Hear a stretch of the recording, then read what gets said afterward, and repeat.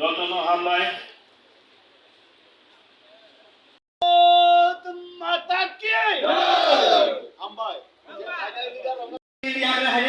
Bharatiya Janata party ने खाका आमजा भरो उबली पानी जाकर ने हजेर रसंग बीजेपी ने बाला बाय नाम सको उबली पानी दिन अपन भारतीय जनता पार्टी मुर्ता दिन अपन उबली पानी जाकर हजेर संग खाकोबा खाबे बांग्ला नाम सको उबली पानी जाकर हजेर भारतीय जनता पार्टी बाला रमन संग खाकोबा नाम सको वंदे मातरम 2023 संपनगर कम्युनिटी हॉल पर ताकरजला और मंदाई की तरफ से बीजेपी पार्टी में ज्वाइनिंग किया।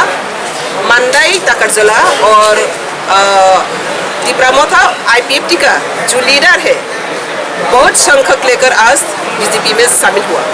तो यही मैसेज है, टिपरा लोगों के लिए मैसेज है और इंडियन पीपल के लिए मैसेज है। मोदी जी का नेतृत्व में जो देश आगे बढ़ रही है, सबका सबका विकास और देश को उन्नति शिखर में लेने के लिए मोदी जी जो कोशिश कर रही है, ये कोशिश पर हम सब एक है। और आने वाला दिन में त्रिपुरा श्रेष्ठ त्रिपुरा जो सुपर स्टेट बनाने के लिए मोदी जी ने जो कमिटेड किया था वो सक्सेसफुल करने के लिए आज हम सब मौजूद हैं।